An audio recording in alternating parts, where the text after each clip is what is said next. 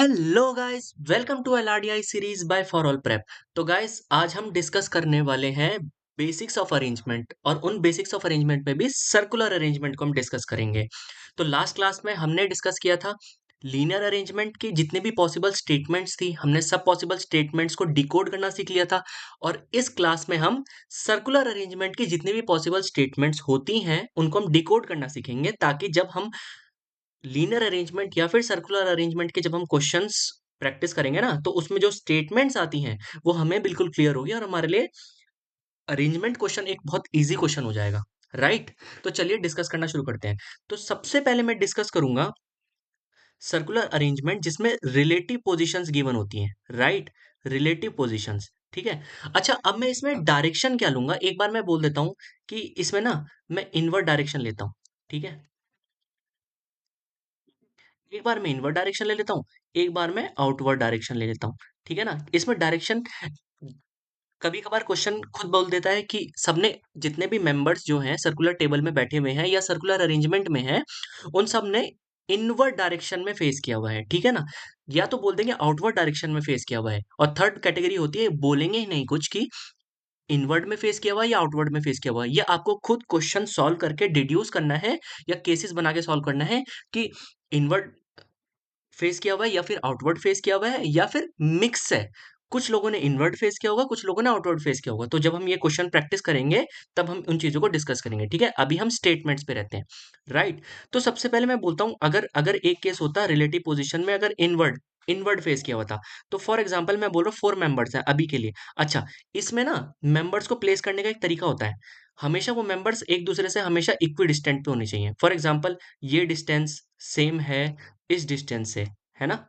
ये सारे डिस्टेंस देखो, ये सारे डिस्टेंस जितने भी हैं ये सब सेम है। अगर मैं बोलूंगा कि एक सर्कुलर टेबल में 4 मेंबर्स को अरेंज करना है, तो ऐसे नहीं अरेंज करना है। ठीक है ना। ऐसे ऐसे नहीं 4 मेंबर्स अरेंज हो जाएंगे, ये तरीका गलत है।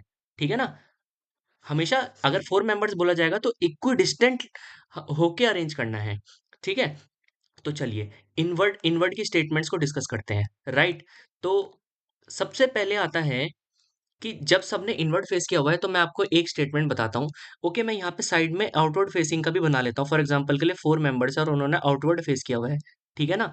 ये ऐसे ऐसे आउटवर्ड फेस किया हुआ है, और मैंने बताया कि अगर 4 मेंबर्स है और वो सर्कुलर अरेंजमेंट में है, तो इक्वी डिस्टेंट आपको उनको अरेंज करना है। ठीक है ना। तो यहाँ पे आउटवर्ड फेस किया हुआ है, तो मैं अब स्टेटमेंट 1 बोलता हूँ। A is sitting to the immediate right of C. हमें स्टेटमेंट 1 ये गिवन थी। अच्छा, मैं मान लेता हूँ ए कहीं पे भी था, ए कहीं पे भी था। फॉर एग्जाम्पल ए यहाँ पे है।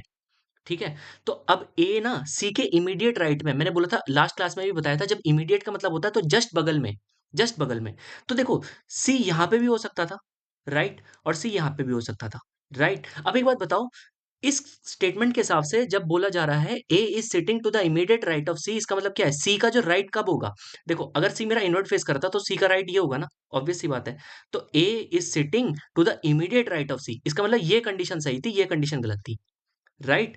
अगर मैं बोलता कि ए हमारा यहाँ पे था फॉर एग्जाम्पल के लिए, ठीक है, ए हमारा यहाँ पे था, तो अब इमीडिएट राइट ऑफ सी बनाने के लिए देखो, इमीडिएट था तो इमीडिएट पोजीशन एक तो ये पॉसिबल थी और एक ये पॉसिबल थी। अब मुझे एक बात बता दो कि इस पोजीशन में सी का इमीडिएट राइट कौन सा है। सबसे पहले सी का राइट कौन सा है, अगर सी ने आउटवर्ड फेस किया हुआ है, ऐसे बाहर की तरफ फेस किया हुआ है, तो सी का राइट ये था। ठीक है। तो इमीडिएट राइट तो इसका वेकेंट है। इस वाले सी के लिए अगर इसे आउटवर्ड फेस किया हुआ था तो राइट ये था, और ए देखो उसकी जस्ट इमीडिएट राइट में है, मतलब आपस में नेबर्स हैं। ठीक है ना। तो यही केस पॉसिबल था। राइट। ये वाला केस पॉसिबल नहीं था। अगर मैं पहली स्टेटमेंट बोलता हूं, when A is sitting to the immediate right of C. Okay. अगर मैं सेकंड स्टेटमेंट बोलता हूं, इसको रब करके अगर मैं दोनों डायरेक्शंस में सेकंड स्टेटमेंट बोलता हूं, वो स्टेटमेंट ये थी that K sits second to the left of O. ठीक है। फॉर एग्जांपल मैंने ओ की पोजीशन ये मान ली। ठीक है ना। इसमें भी फॉर एग्जांपल मैंने ओ की पोजीशन ये मान ली। ठीक है ना। अब इसमें बोला जा रहा है K is sitting to the second left of O. अच्छा, लेफ्ट ओ का लेफ्ट कौन सा है, एक बात बताओ, अगर किसी ने इनवर्ट फेस किया हुआ है तो लेफ्ट ये पोजीशन हो गई। ठीक है। लेफ्ट ये वाली पोजीशन हो गई, इस डायरेक्शन में लेफ्ट हो गया।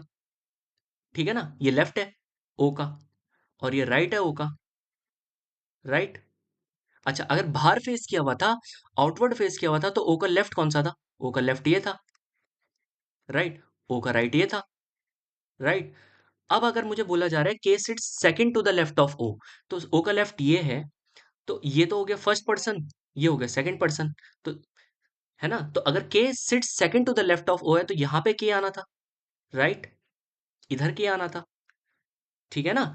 और अगर मैं इस केस में बोलूंगा तो K sitting second to the left of O, तो ओ का लेफ्ट ये था, तो फर्स्ट यहाँ पे आना था, सेकंड यहाँ पे आना था, तो यहीं पे के आना था, राइट। तो अभी तो बाय चांस अगर ये आमने मतलब फोर का गेम है, फोर का गेम है तो के जस्ट अपोजिट में आके एक ओ के अपोजिट में आ जा रहा है कि, राइट, अगर फोर का गेम है। अगर अगर थोड़ा सा ज्यादा होता तो मैं आपको एक इन दोनों में से कोई एक केस डिस्कस करके दिखा देता हूँ यहाँ पे। अगर थोड़ा सा ज्यादा होता तो फॉर एग्जाम्पल 8 मेंबर्स होते तब, तो इनवर्ट के केस में इस तरह से प्लेसमेंट होती है 8 मेंबर्स की, देखो, क्योंकि इक्वी डिस्टेंट रखने हमें ना सारे, तो इस तरह से प्लेसमेंट होती, राइट। अब अगर मैं बोलता ना कि ओ मेरा यहाँ पे है, तो ओ का लेफ्ट वाली डायरेक्शन ये थी, ठीक है, तो के सेकंड लेफ्ट में है, तो ये देखो के यहाँ पे आना था, ठीक है ना, क्योंकि ये फर्स्ट पोजीशन हो गई, ये सेकंड पोजीशन हो गई, ठीक है। अगर मैं बोलता आउटवर्ड फेसिंग है, सबने आउटवर्ड फेस किया हुआ है, राइट, तो आउटवर्ड फेसिंग के केस में क्या हो जाता, आउटवर्ड फेसिंग के केस में क्या हो जाता, अगर 8 मेंबर्स होते तो आउटवर्ड फेसिंग के केस में मैं आपको यहाँ पे दिखाता हूँ, अगर 8 मेंबर्स होते ना, अगर 8 मेंबर्स होते ना ऐसे आउटवर्ड फेसिंग, राइट, तो अगर उस केस में मेरा ओ यहाँ पे होता, तो ओ का जो लेफ्ट होता वो कौन सा होता, इधर होता, ठीक है, और उसके सेकंड लेफ्ट में के बैठा हुआ था, इसका मतलब के यहाँ पे था, राइट। तो आप देख लो, अब देख लो इन दोनों ही केसेस में कितना फर्क पड़ता है डायरेक्शन से, एक बार के की प्लेसमेंट राइट में हो गई, एक बार के की प्लेसमेंट लेफ्ट में हो गई, यहां से देख के, ठीक है ना। ये थी हमारी रिलेटिव पोजीशन की स्टेटमेंट्स। ओके, अब हम डिस्कस करते हैं डायरेक्शन फेस्ड, ठीक है ना। अब हमें डायरेक्शन बेसिस पे स्टेटमेंट्स मिलेंगी, डायरेक्शन बेसिस पे, राइट, डायरेक्शन बेसिस पे हमें स्टेटमेंट्स मिलेंगी। तो अब जैसे मैं आपको एग्जांपल देता हूं,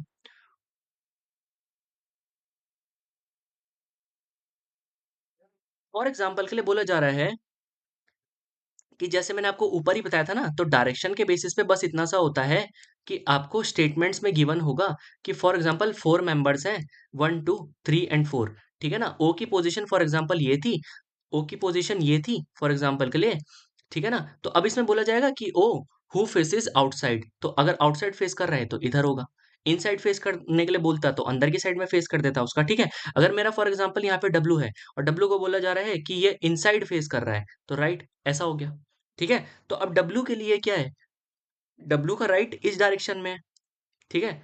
तो अगर मैं ओ की प्लेसमेंट डब्लू से बोलूंगा ना, तो मैं बोलूंगा O is sitting immediate right of W, ठीक है ना। ये इसके इमीडिएट राइट में, इमीडिएट वर्ड का मैं क्यों यूज कर रहा हूँ, क्योंकि जस्ट बगल में है, ठीक है ना, जस्ट बगल में है, देखो ओ डब्लू के, तो O is sitting immediate right of W, ठीक है। और अगर मैं डब्लू की प्लेसमेंट ओ के रिस्पेक्ट में बोलूंगा तो कैसे बोलूंगा, ओ का राइट इधर है, तो W is sitting immediate right of O, ठीक है ना, ऐसे समझ में आ रही है।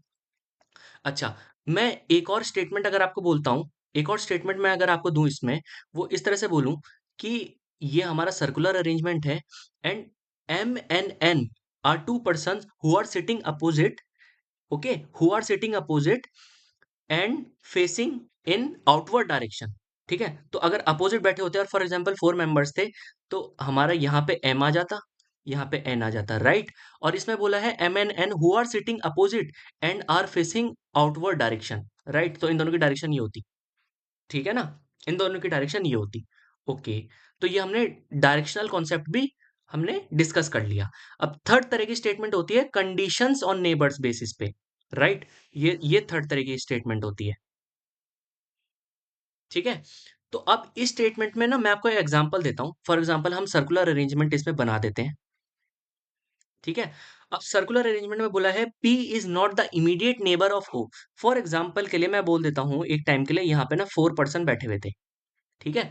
अब मैं बोलता हूँ P is not the immediate neighbour of O, ठीक है। तो मैं एक बात बोल देता हूँ कि O की ना मेरी प्लेसिंग समझ लो यहाँ पे थी, तो अगर P इमीडिएट नेबर नहीं है O का, तो इसका मतलब क्या है, P मेरा यहाँ पे भी नहीं आ सकता है और P यहाँ पे भी नहीं आ सकता है, तो एक ही पोजीशन बची ना P की, इसके अपोजिट में, इसके अपोजिट में ही तो बची पोजीशन, राइट।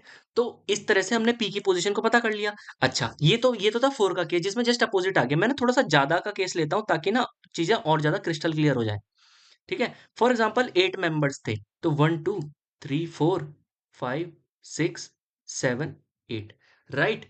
अब अगर मेरी बोलता हूं, मैं सेम स्टेटमेंट बोलता, P is not the immediate neighbour of O, इसका मतलब क्या था कि अगर यहाँ पे ओ था ना, तो पी की पोजीशन यहाँ पे, ओके, यहाँ पे और यहाँ पे नहीं हो सकती थी। इसके अलावा पी कहीं भी आ सकता था, यहाँ भी आ सकता था, यहाँ भी आ सकता था, यहाँ भी आ सकता था, यहाँ भी आ सकता था, यहाँ भी आ सकता था। बट ओ के इमीडिएट नेबर में पी नहीं आ सकता है, राइट? अब पी इनमें से भी पर्टिकुलर कहाँ पे आ सकता है, वो हमें क्वेश्चन में क्लूज गिवन होते हैं, वो आपको डिड्यूस करना होता है, ठीक है ना? राइट। अगर मैं सेकंड स्टेटमेंट बोलूं, immediate neighbours of P face outside directions, अगर मैं आपको ये बोलूं, सेकंड स्टेटमेंट बोलूं, immediate neighbours of P faces outside direction, तो फॉर एग्जांपल पी की ना प्लेसमेंट इधर थी फॉर एग्जांपल, और इसके इमीडिएट नेबर्स थे A and B, immediate neighbours तो यही पॉसिबल है। तो अगर इस स्टेटमेंट के हिसाब say that immediate neighbours of P face outside direction, इसका मतलब पी के इमीडिएट नेबर्स ये थे और ये दोनों के दोनों आउटसाइड फेस कर रहे थे, राइट? समझ में आ रही है ना? तो ये थी कंडीशंस ऑन नेबर्स, जस्ट इसके जो नेबर्स हैं, ये जस्ट इसके जो नेबर्स हैं, इसमें या तो ये बोल देगा कि ए एंड बी इसके नेबर से फेस कर रहे हैं इस डायरेक्शन में या कुछ भी, या फिर बोल देगा कि ए एंड बी इसके नेबर्स नहीं है, तो ए एंड बी इसके नेबरिंग पोजीशन को छोड़ के बाकी कहीं पे भी आ सकते थे, राइट? तो ये होती है कंडीशंस ऑन नेबर्स। ओके, अब हम डिस्कस करते हैं वेरिएबल और एट्रीब्यूट एसोसिएशन। ओके, थोड़ा अच्छा सा बॉक्स बना देता हूं, वेरिएबल और एट्रीब्यूट एसोसिएशन। ओके, तो अगर मैं बोलूंगा वेरिएबल और एट्रीब्यूट एसोसिएशन में कैसे टाइप की स्टेटमेंट्स आ पाती हैं, देखो मैं आपको एक एग्जांपल देता हूं।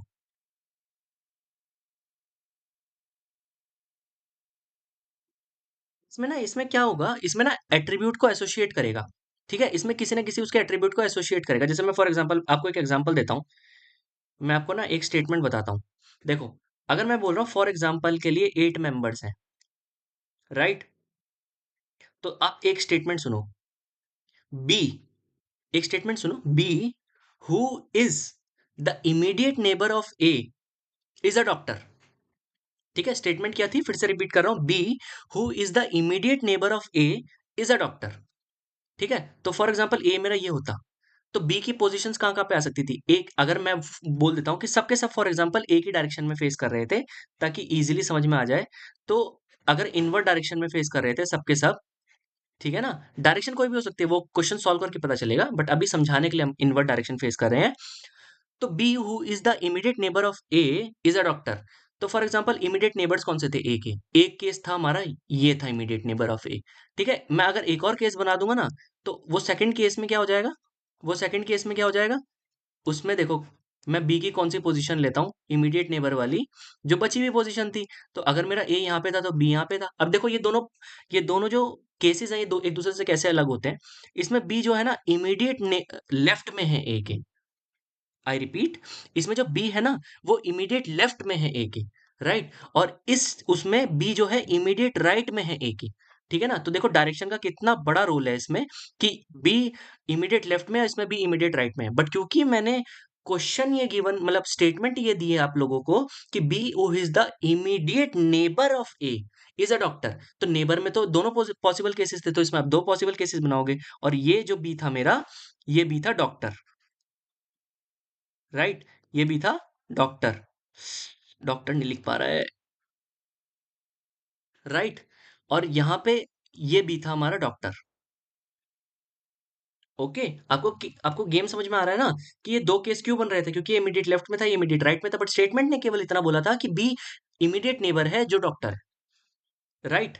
ये गेम था वेरिएबल और एट्रीब्यूट एसोसिएशन का। अच्छा, मैं आपको एक और एग्जांपल दे देता हूं इसमें, कि जब दोनों बना ही रखे हैं, तो अब मैं ना आपको एग्जांपल दे देता हूं, और इसमें ना मैं इस वाले केस में मैं आउटवर्ड फेसिंग रख देता हूं ताकि आपको और क्लियर हो पाए। ओके, तो ये हमारे सब आउटवर्ड फेसिंग है। ओके,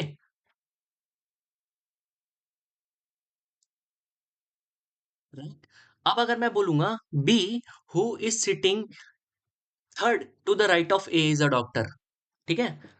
तो क्या होगा अगर मेरा ए यहाँ पे होता, तो ए की राइट डायरेक्शन कौन सी है, ये वाली डायरेक्शन राइट है ए की, ठीक है? ए की ए की जो राइट डायरेक्शन है वो कौन सी है, वो ये वाली है, राइट? तो क्योंकि ए ने इनवर्ट फेस किया हुआ है, तो B who is sitting third to the right of A is a doctor. तो अब अगर मुझे बी को थर्ड पोजीशन पे प्लेस करना है, तो ये फर्स्ट पोजीशन थी, सेकंड पोजीशन थी, थर्ड पोजीशन थी ए के राइट में, तो यहीं पे हमारा बी था, इस केस के हिसाब से यहीं पे हमारा बी था और ये हमारा डॉक्टर था। Right, right. अगर मैं बोलता ए मेरा यहाँ पे होता and B is sitting third to the right of A is a doctor, तब कौन सा केस बनता? तो देखो, अब जब ए ने हमारा आउटवर्ड फेस कर लिया है तो ए की जो राइट डायरेक्शन है ना, ए की जो राइट डायरेक्शन है वो ये बन गई है। ठीक है ना? तो अब इसमें फर्स्ट पोजीशन ये थी, सेकंड पोजीशन ये थी, थर्ड पोजीशन ये थी, तो यहाँ पे बी आना था और बी हम ओके, तो यहाँ पे बी आना था। राइट, तो बी हमारा डॉक्टर था। ये चीज क्लियर हो रही है ना? ये चीज क्लियर हो रही है ना? देखो, बी की पोजीशनिंग देखो कैसे चेंज हो रही है, जस्ट डायरेक्शन की वजह से। ओके, एंड लास्ट केस जो हमारा बनता है वो बनता है गारंटीज एंड एक्सक्लूजन्स का स्टेटमेंट बनता है। ठीक है ना? तो अब हम इस स्टेटमेंट को डिस्कस करते हैं कि इस ये किस तरह की स्टेटमेंट आती है। तो इसमें आता है गारंटीज एंड एक्सक्लूजन्स में, मैं आपको एक एग्जांपल देता हूं। The one who eats one idli a day does not eat any vadas और चटनी। ओके, ठीक है ना? इस टाइप से देखो, गारंटीज या फिर एक्सक्लूजन हमने कैसे किया स्टेटमेंट में। The one who eats one idli a day, जो इडली एक दिन में खाता है वो वड़ा एंड चटनी नहीं खाएगा साथ में, तो ये गेम आ गया एक्सक्लूजन का। ठीक है ना? एंड आपको बात समझ में आ रही है ना? देखो, मैं आपको एक एग्जांपल देके समझाता हूँ ये स्टेटमेंट क्या कहना चाह रही है। इसमें मैं अगर आपको ऐसे बोलूं, ये तो मैंने आपको वो बता देता कि एक्सक्लूड कैसे करना है। अब मैं आपको यहाँ पे बताता हूँ। बी, इसमें भी मैं फिर से दो केस ले लेता हूँ। ठीक है ना? अब इसमें मैं दो केस ले लेता हूँ। क्या? सब एक बार इनवर्ड फेस कर रहे हैं और सब एक बार आउटवर्ड फेस कर रहे हैं। तो इसमें मैं बोल देता हूँ कि सबने इनवर्ड फेस किया हुआ है। ठीक है? इसमें मैं बोल देता हूँ सबने इनवर्ड फेस किया हुआ है, इस तरह से। राइट, इस तरह से इनवर्ड फेस किया हुआ है। इसमें सबने आउटवर्ड फेस किया हुआ है। राइट।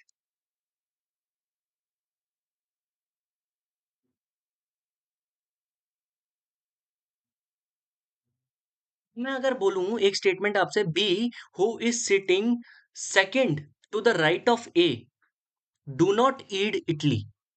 फिर से मैं रिपीट करता हूं, B who is sitting to the second right of A do not eats idli. तो इसका मतलब क्या हो गया कि अगर ए मेरा यहाँ पे था तो ए का राइट डायरेक्शन कौन सी थी? यही डायरेक्शन थी। तो बी इसके सेकंड राइट में बैठा हुआ है, तो ये फर्स्ट पोजीशन हो गई, सेकंड पोजीशन हो गई, तो यहाँ पे बी। ठीक है? और इसके बारे में बोला है ये इडली नहीं खाता है। इसका मतलब इडली की पोजीशन यहाँ पे कहीं भी हो सकती थी, बी के पास में नहीं होगी। ठीक है ना? मीन्स यहाँ पे जितने मेंबर्स है वो कोई भी इडली खा सकता था, वो तो हमें क्लूज से पता चलेगा, बट बी नहीं खा रहा होगा इडली। ठीक है? और अगर मैं इस केस में बोलूं कि same condition, B who is sitting second to the right of A do not eat idli. तो अब इस केस में क्या हो जाएगा, जब आउटवर्ड फेस किया हुआ है तो उसकी राइट डायरेक्शन ये हो गई, ए की राइट डायरेक्शन ये हो गई, तो फर्स्ट पोजीशन ये, सेकंड पोजीशन ये, यहाँ पे बी होगा और ये इडली नहीं खा रहा होगा। ठीक है ना? तो आपने इन स्टेटमेंट के बेसिस पे आपने देखा कि कैसे सर्कुलर अरेंजमेंट में डायरेक्शन का बहुत बड़ा रोल होता है। ठीक है ना? और उस डायरेक्शन की वजह से मल्टीपल केसेस तैयार हो जाते हैं। ठीक है ना? तो इन केसेस को इफेक्टिवली सॉल्व करने के लिए ही मैंने आप लोगों के सामने ये स्टेटमेंट्स को डिस्कस किया। ठीक है ना? अब क्योंकि आपका बेसिक जो सर्कुलर अरेंजमेंट का है वो रेडी हो चुका है, तो जब हम थोड़े टाइम बाद इसके कॉम्प्लेक्स क्वेश्चंस को डिस्कस करेंगे ना, तो आपको ये स्टेटमेंट्स बहुत काम आएंगी। तो जो मैं फिर से रिपीट करूंगा कि जो लोग रिपीटर्स हैं उनको तो ये ऑलरेडी पता होगा, तो वो लोग अपने इन कॉन्सेप्ट्स को देख के अपने कॉन्सेप्ट्स को ब्रश अप कर सकते हैं। लेकिन जो फ्रेशर्स है, जो ऑडियंस मेरी फ्रेशर्स है, वो लोग क्या करना ना, इन चीजों को आप लिख लेना कहीं पे और उसको एक दो बार दिन में देख लिया करना कि इस तरह से अरेंजमेंट्स होती हैं, ताकि जब हम क्वेश्चन डिस्कस करेंगे तो आपकी स्पीड जो रिपीटर्स होंगे उनके बराबर होगी। ठीक है ना? आपको ये सारी स्टेटमेंट्स में कोई दिक्कत नहीं आएगी क्योंकि इतनी ही पॉसिबल स्टेटमेंट्स हो पाती हैं। Okay, so I hope you have enjoyed this video. Thank you for watching it.